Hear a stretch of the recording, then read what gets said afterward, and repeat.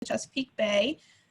She's going to be sharing about the Chesapeake Monitoring Cooperative and the different collaborative partnerships they've been able to build through using this model. So I will turn it over to her and let her get started. Sounds great. Can you still see my screen? The little box one around left. Okay. Yep. Okay, just making sure. So hey everybody that's on the line today. Thanks for joining and happy Earth Day. So I'm Liz Chudoba. As Marissa said, I'm the program director for water quality programs at the Alliance for the Chesapeake Bay, and I manage the Chesapeake Monitoring Cooperative. So I'm just going to give some kind of background on the cooperative, where we are today, and then kind of some exciting things that are coming in the future. So just so everybody kind of knows what the cooperative is, the Chesapeake Monitoring Cooperative, or CMC as I'll probably refer to it, works with the diverse partners to collect and share new and existing water quality data throughout the watershed. And this is really aimed at creating and developing a comprehensive understanding of Chesapeake Bay health. So more specifically, what we're trying to accomplish is integrating citizen-based, or what some folks call non-traditional monitoring, into the Chesapeake Bay Program Monitoring Network, which has traditionally been just a conglomerate of state agencies, USGS, federal agencies, stuff like that. And there's been this wealth of data collected by citizen science groups throughout the watershed that can really help us inform an overall comprehensive understanding of the Chesapeake Bay watershed. So the CMC was formed in 2015 through a cooperative agreement between the Alliance and the Chesapeake Bay program. It's a 6-year cooperative agreement, and next week is starting year 6, which is just insane that we're coming up on the last year of this agreement. So hopefully we'll be going through the process to get another one next year. So there's 4 core CMC development team and service providers. So it's the Alliance for the Chesapeake Bay, the Isaac Walton League of America, the Alliance for Aquatic Resource Monitoring, and the University of Maryland Center for Environmental Science. And we all kind of divide up the work across the watershed to work with all of the groups to get the data into our system. So Alarm works in the upper watershed in Pennsylvania and New York, working with benthic macroinvertebrate groups as well as chemical monitoring groups. The Isaac Walton League works in the lower watershed, working with benthic monitoring groups, and the Alliance works in the lower watershed with the chemical monitoring groups. And then the University of Maryland, UMC's folks work with our Tier 3 groups, which I'll explain what that means in a second, as well as run our data interpretation workshops. So just to give a little bit of a background, this is our main CMC team. So if you have been monitoring out there, you've probably worked with one of us. Myself and Emily are kind of the project manager and project coordinator. So we kind of help run the overall effort across all of the states, as well as within each of our jurisdictions. And then we have Sam and Julie and Helen from, Sam is also with Isaac Walton League.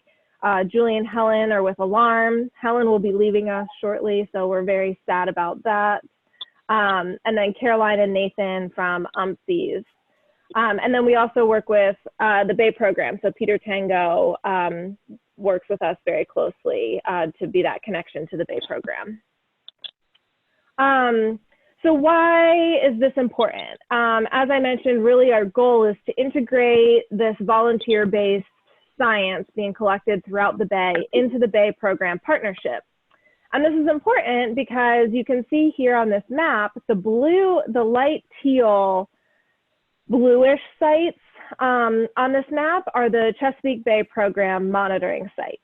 So you can see a lot of these sites are really focused on the bay itself and the major tributaries. The purple dots on this map are what we know of volunteer and non-traditional monitoring sites. So just taking a look at that portion of it, you can kind of see that the non-traditional sites really get more into the headwaters, into the smaller tributaries, and can get us a finer resolution of what's going on in the watershed as a whole.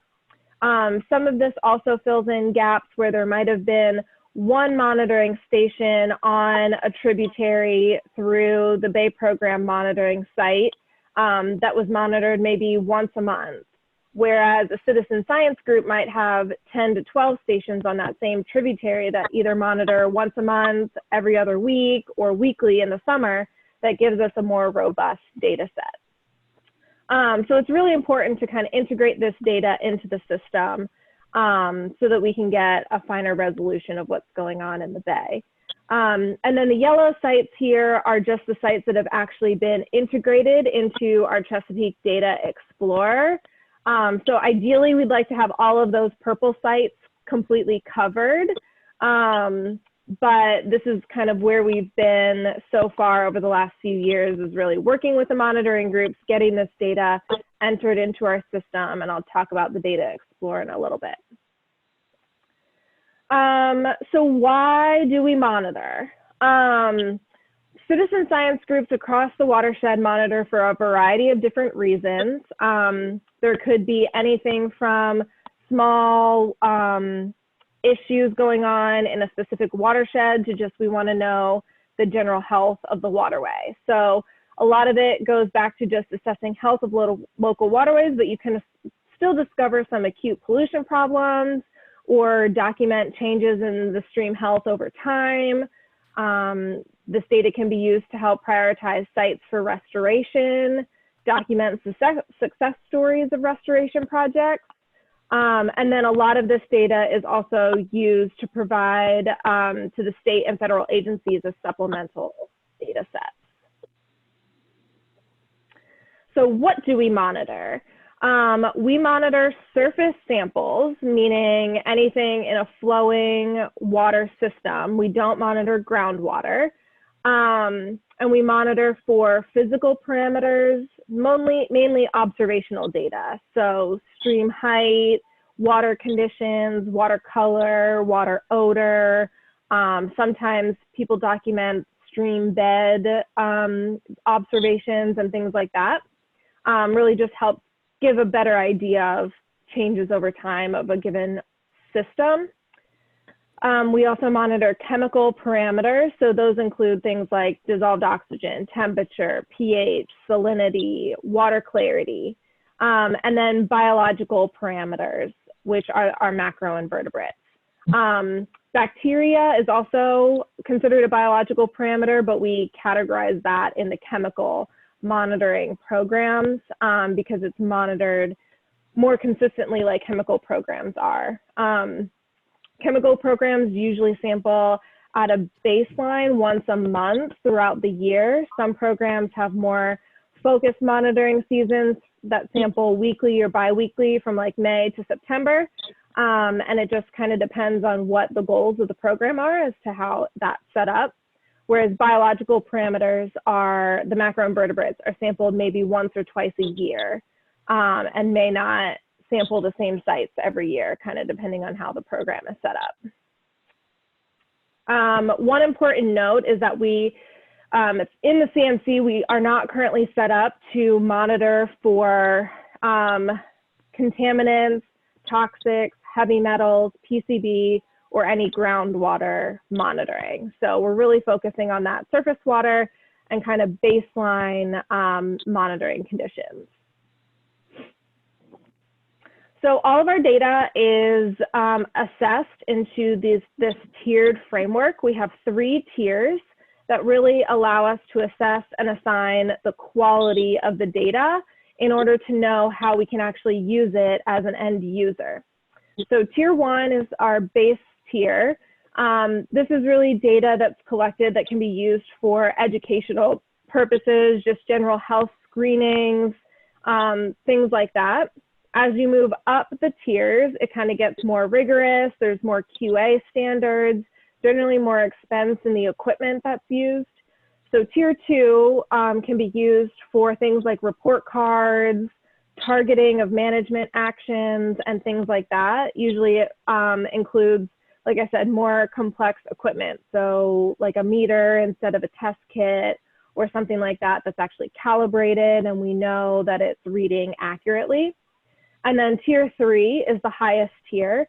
And that data is considered equivalent to the Bay program and the state agency data being collected. So can actually be used to assess trends and assessments and inform policy and management decisions.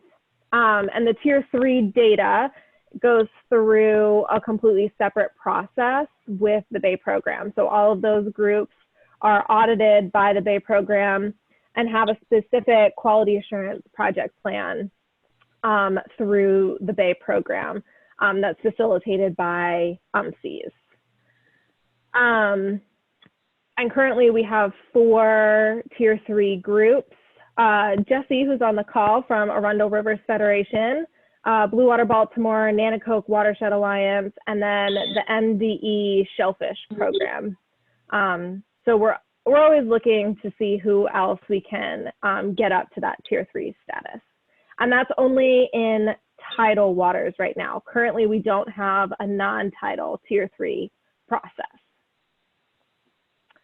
And then the last part of the CMC is the data use and visualization. So not only do we want this data to be used by the state and federal agencies, we also want to empower these citizen science groups to actually use and talk about their data and tell their story with their data. So UMCs provides the data interpretation and synthesis. We have a manual, and they will also provide workshops on that. So I'm just going to introduce the Chesapeake Data Explorer, which is our centralized data hub that houses all of our water quality data collected throughout the Bay. Groups are integrated into this by working with a service provider, and we review any methods manuals and standard operating procedures and assigned tier levels and all of that stuff, and then we can upload data into this system.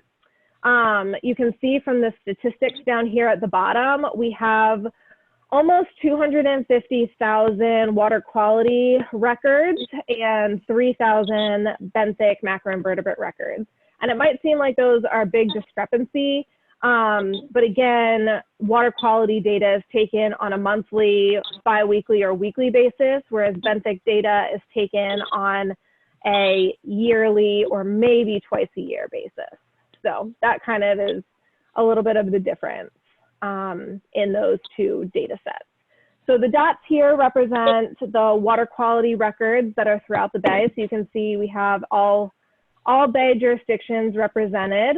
And then you can click on any one of the stations and it'll bring up a little bit more information about the station and kind of give you these quick plots of the data that's available in the system for that station.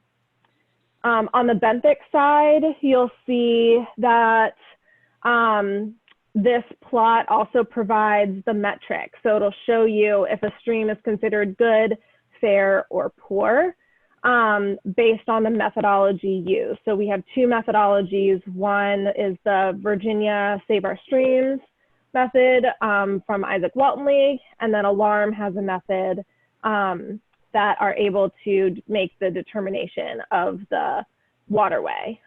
We don't have any of this information on the chemical side because making those determinations is a little bit harder than just a point in time graphic. So, you know, for bacteria, for instance, you know, it's hard, you can't always make an inference just from like one data point that's collected that may be over range for safety. So again, this is just kind of giving you a sense of the overall data that's in the system throughout the watershed. So as I mentioned, we now do have data from all 7 Bay jurisdictions. We just got some data for West Virginia last month, so that was super exciting. And you can kind of see that Maryland, Pennsylvania, and Virginia are kind of the powerhouses for data right now, which makes sense because they're the largest areas in general. So, you know, it makes sense that they would have a lot of data. Virginia has also had a pretty robust water quality monitoring program through the state agency, Virginia DEQ, for 10 or 15 years now. So that's why you can see this inner circle is the data by county within each jurisdiction. So you can kind of see in Virginia, we have data spread across pretty evenly across the state. We have a few hotspots in Richmond, Fredericksburg, Charlottesville, things like that, but we do have a lot of representation across the state.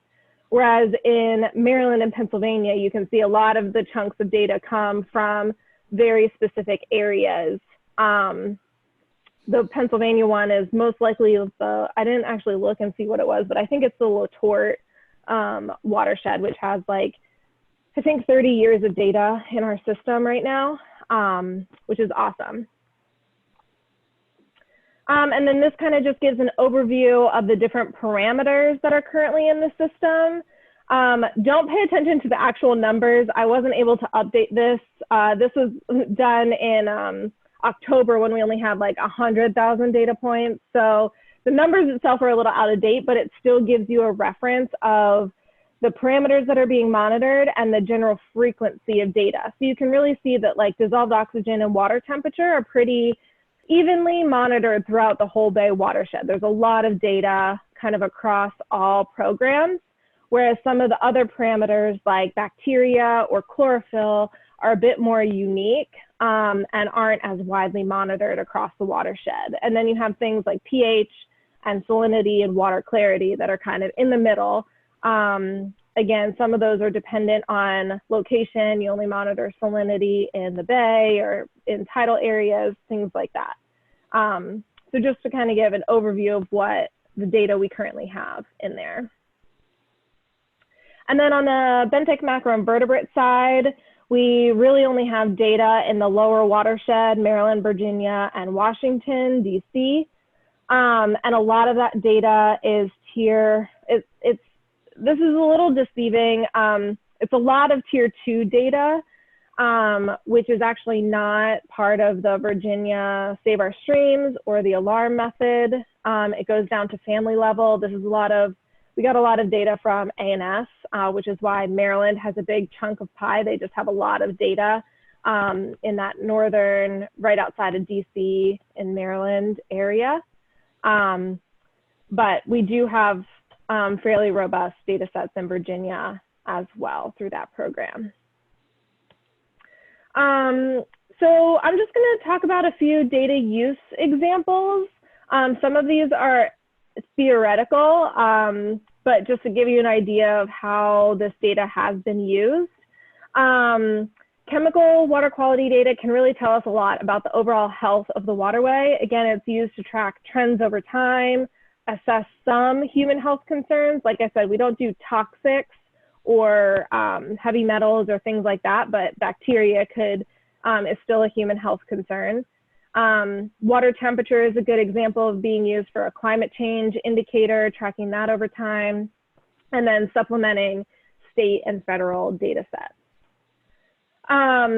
So here's, again, the examples of where this data is currently being used at the state and federal level, the Chesapeake Bay program. All the data that comes into our Chesapeake Data Explorer is passed along to the Chesapeake Bay program. And this just gives you an example of how they could potentially use this data. And it's an example from the South River, where they traditionally had one monitoring site that was sampled once a month.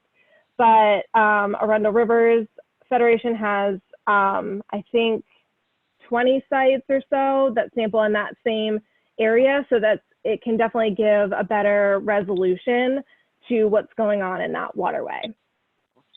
This data is also used by the state agencies for their integrated reports. So we work very closely with Virginia DEQ, Maryland MDE, and the District of Columbia DOEE.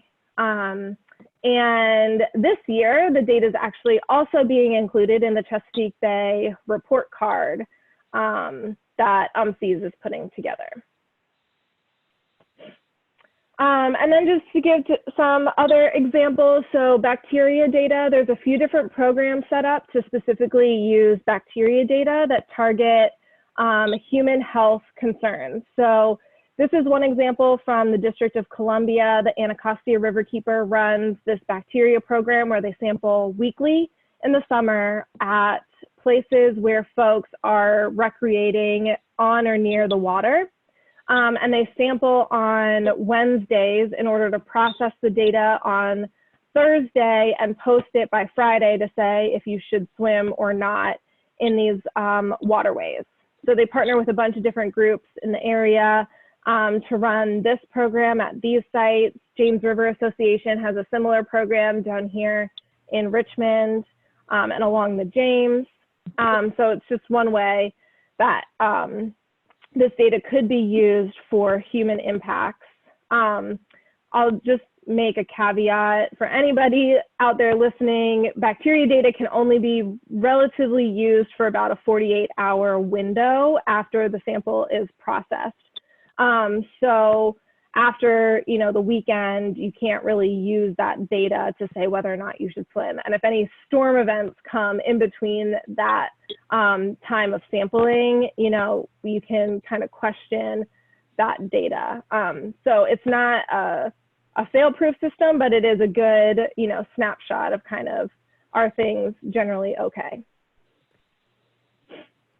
And then here's just an example that we did that UMCES actually ran this data and started plotting out trends over time. So as I mentioned, the Letort Spring Run watershed in Pennsylvania has about 30 years of data.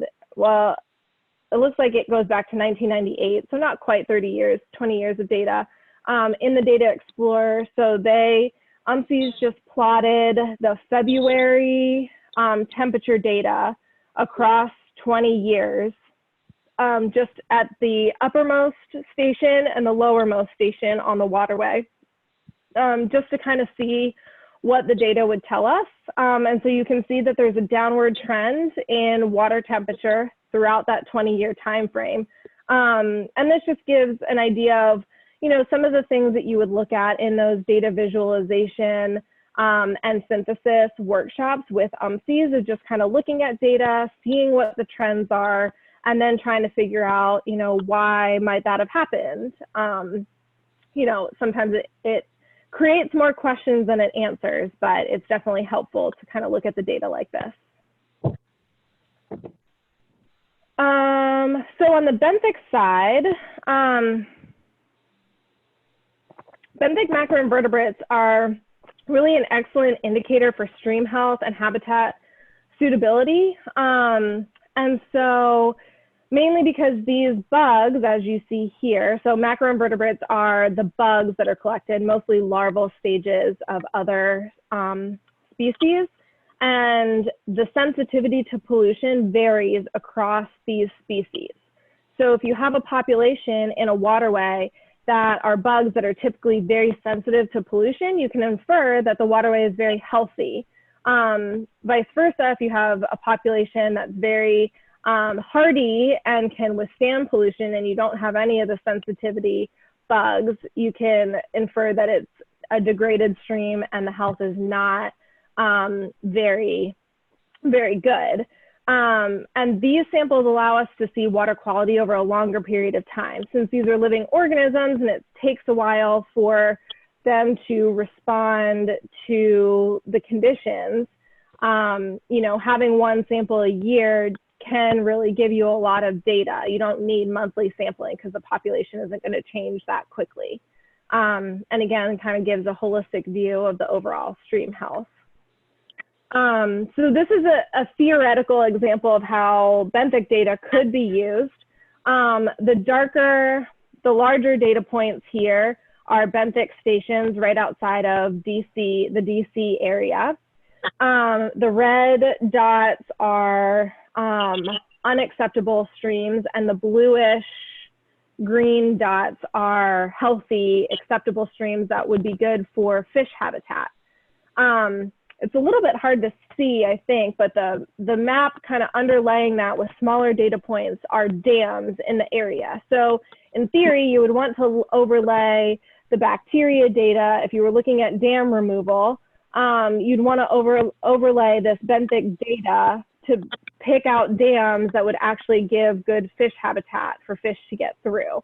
You wouldn't want to take out a dam to let fish go into an area that they would not be able to inhabit anyway. So that's just one example of kind of how the benthic data could potentially be used. And right now, really, over the last few years, we've really been focusing on getting data into the system. And over the next year is really where we're going to focus on how to actually use this data, how to analyze it as a whole, you know, what questions can we really answer and things like that. And we've been working with Booz Allen, and we were supposed to do a Hack the Bay event this past weekend for Earth Day, but it was unfortunately canceled. We have 4 challenges, 3 of which we're actually moving forward with.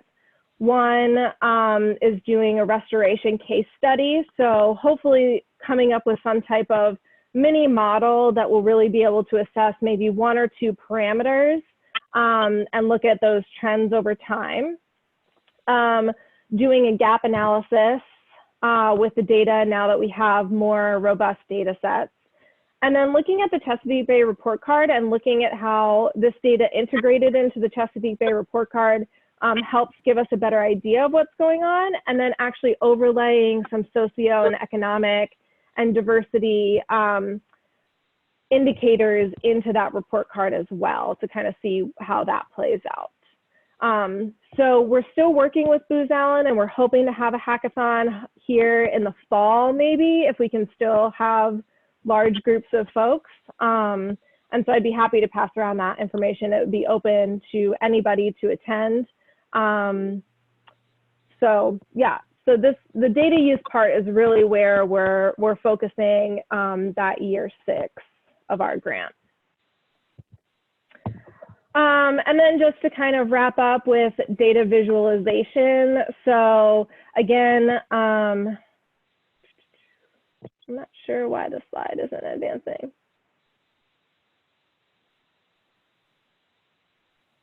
Hold on.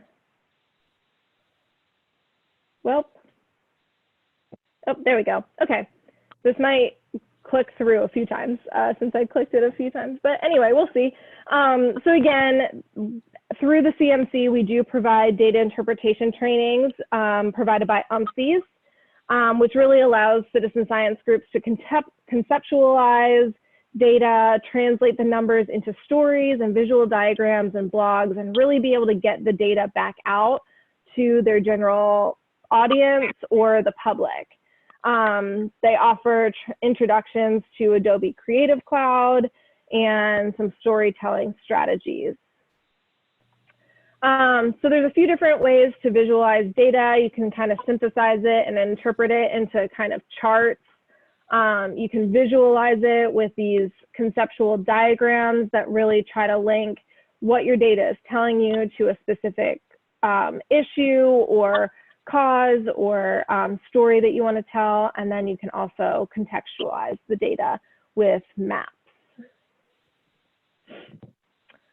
So then just to wrap up, in case there isn't any data in a specific area or you want more information on how to get involved, the CMC service providers provide all kinds of technical support services, starting with study design workshops, which really aim to define those monitoring goals so we can match the parameter and the equipment that you're going to use to your monitoring goals, so you collect data that will actually answer the questions that you're interested in.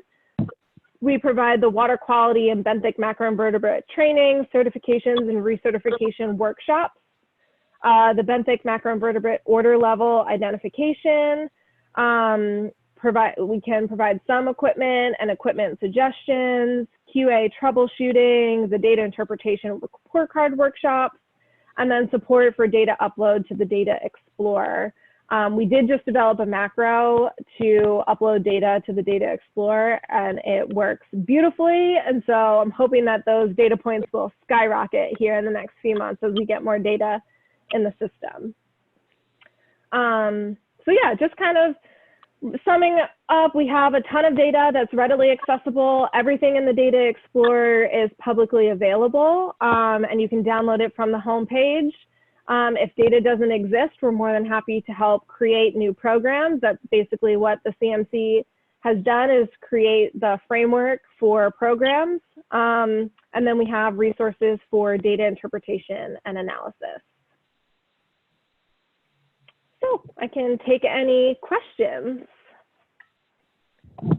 Thank you so much, Liz. That was awesome. Does anyone have questions for Liz about the CMC or the CMC's process? This is Ben. My question's about how it's being used, if and when it's being used. I know something that had been coming up at some points in the past in Maryland, and I wonder if this is also an issue in other states, where there'd be a lot of data collected, but then there's the question of, is that data actually used by the state government? It was great to hear about how the Chesapeake Bay program is using some of it, and I saw, for one thing, that it actually is saying that MDE is using that for 303D integrated reports, I believe you said? Yep. But I was wondering, yeah, is that a barrier that states are seeing? Is that an issue that there's this, oh, this was volunteers got some of this data, so therefore we won't use it when it comes to state level policies and decisions, reports, etc.? Yeah, that's a great question. So I'd say it varies across the state.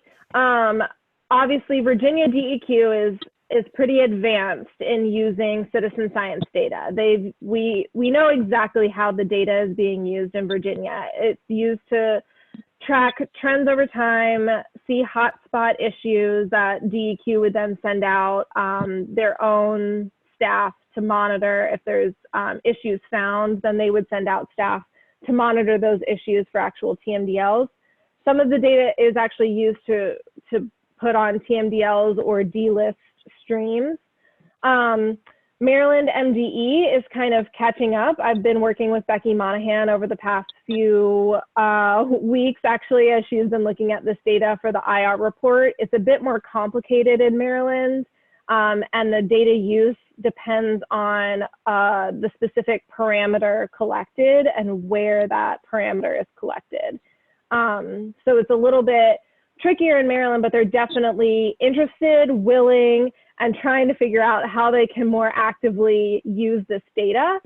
And then it kind of varies in other states across the watershed. One big piece that we did accomplish in 2017, we had an MOU signed at the principal staff committee level of the Bay program. So the secretaries of natural resources unanimously signed an MOU stating that citizen science was important. We had this centralized database that was accessible to all of the state agencies, and they really were excited about actually using that data and integrating it into their data sets. So the actual logistics of how that's being done, we're still kind of working through, but that was a big step in really acknowledging this incredible data set that's out there and really gaining that state interest in integrating it.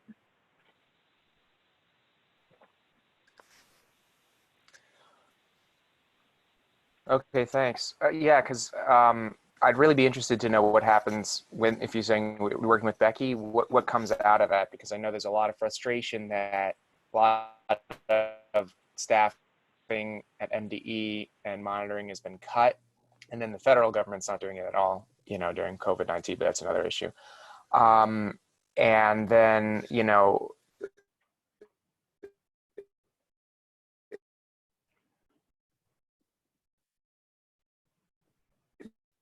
Did it cut out? Is it just me? No, yeah, he's frozen for me. Okay. I think he's back. this, Oh. Ben,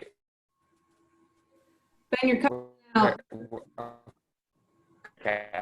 Where did I drop out? Oh, you're back. Can you hear me? Yeah, Yes. now we can hear you. The beginning. Okay. I'd be very interested to know what's going on with Becky in the future. I know there's been Uh-oh. It's, Let's do Ben, it. you're cutting out again. frustration, monitoring, staffing, etc. Sorry to slow us down. There we go. Yeah, Ben, sorry, you cut out again. You can maybe I'll type just it try in to the chat. I'll just chat. try to type something in the chat box. I'm sorry. Somebody else. Why doesn't somebody else ask a question? I'll try to do this. Well, building off of one of the things that Ben had mentioned, you know, given the current situation, we've heard a lot about how monitoring isn't happening in all of the states. We know in Maryland, it's not considered essential. And that right now there's an effort, especially by some of the river keepers, to try and to change that so they can go out and monitor during this time. I don't know, Liz, if you've heard anything from any of the folks in this collaborative that are working in this space and how they're sort of continuing the work given the current situation.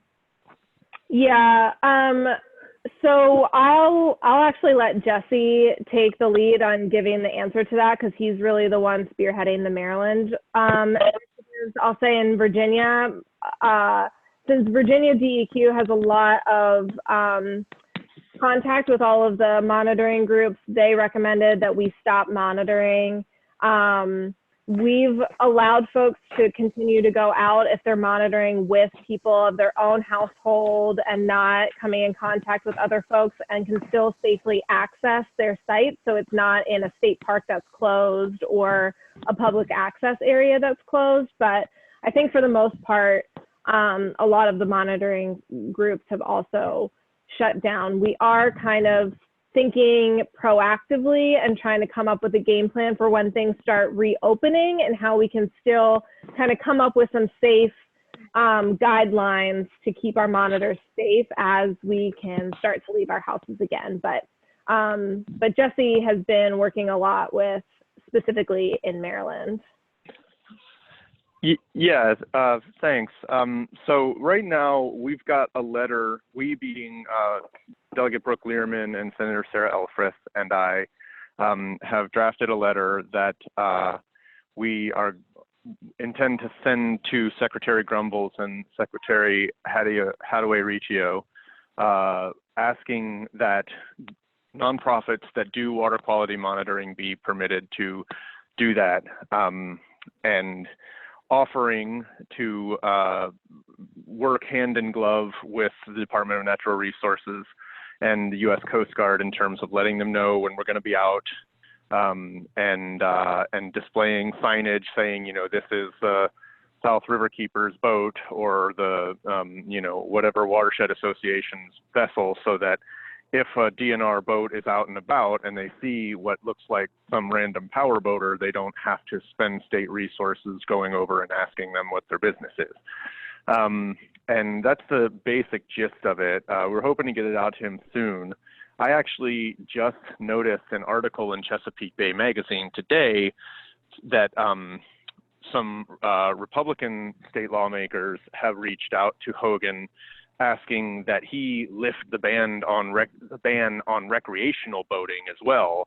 Apparently, New York and New Jersey have already done that, have allowed boaters to continue doing their thing, you know, as long as they observe social distancing requirements and stuff. So, you know, if Hogan listens to them and opens up the recreational boating, this might become a moot point. But in the meanwhile, we're still moving ahead. We've got that letter drafted, and I am now in the business of trying to find watershed groups that would like to take advantage of the exception to the ban and get out there again and do some water quality monitoring. So if you're part of a group that does that kind of work and you are supportive of the idea, then please email me as soon as you can to indicate that support, and we'll copy your organization on the letter to the 2 secretaries. So that's the latest on all that. Great, thank you. Yeah, and I did hear about, I think it was in the Capitol too, the recreational thing. I think in Virginia, it's been allowed this whole time as well. Yeah, that's my understanding as well. Yeah. Okay.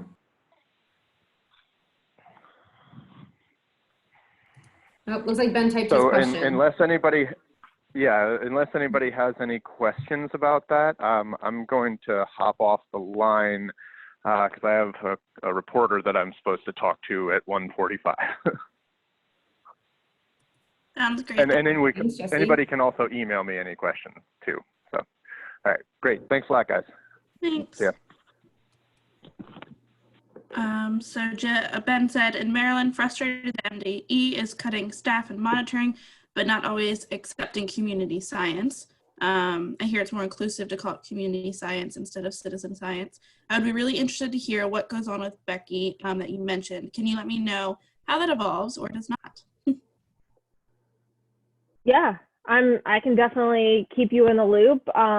You know, I'll say it's an evolving process, and they are still learning. And we're kind of working with them, you know, in terms of what's feasible and what's not, and they're trying to make it more transparent of how the data is being used. Building off of Ben's question, that all relates back to the tier 3 versus tier 2 data, right? So right now they're only using tier 3 data. Is that still the case? I wish I had a straight answer, and that's been a lot of the conversations that Becky and I have been having. So they have adopted our tiered framework as the basis for their 3-tiered system. But I will say that their tier 3 is not as strict as our tier 3. So they will accept data and consider it tier 3, even if it hasn't gone through the Bay program specific audit. You know, as long as the equipment is being calibrated in the right timeframes and lab data is being collected and taken to the lab in the right hold times and preserved properly and all of that stuff. So their tier 3 isn't quite as restrictive as ours. So that's the only little caveat. So they could be using tier 2 data at that tier 3 level. Okay, yeah, that's good to know. Yeah, and we're working through kind of what the actual caveats are to that, and kind of trying to define what that means a little bit more. But that's the general overview. Great, thank you. Yep.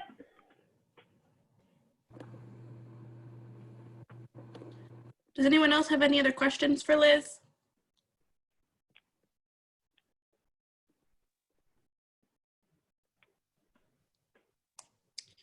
Okay, well, if not, thank you so much, Liz. We really appreciate you taking the time to do this today. I know we all enjoyed it. Thanks. Her contact information, so definitely feel free to contact her if you have more specific questions about the CMC or any of their parameters or processes, or anything else about water quality monitoring, I'm sure. And one quick thing to add, thanks so much, Liz. We've recorded this, so if you have other people you know that would benefit from learning about CMC and their great work, we'll be sharing it broadly. But if you don't get it for whatever reason, feel free to reach out, and we'll be happy to provide a copy of it. Perfect. That'd be great. Yeah, we have a newsletter coming out on May 4th, so it'd be great to include a link to this in that newsletter. Awesome. Yeah, we can make that happen.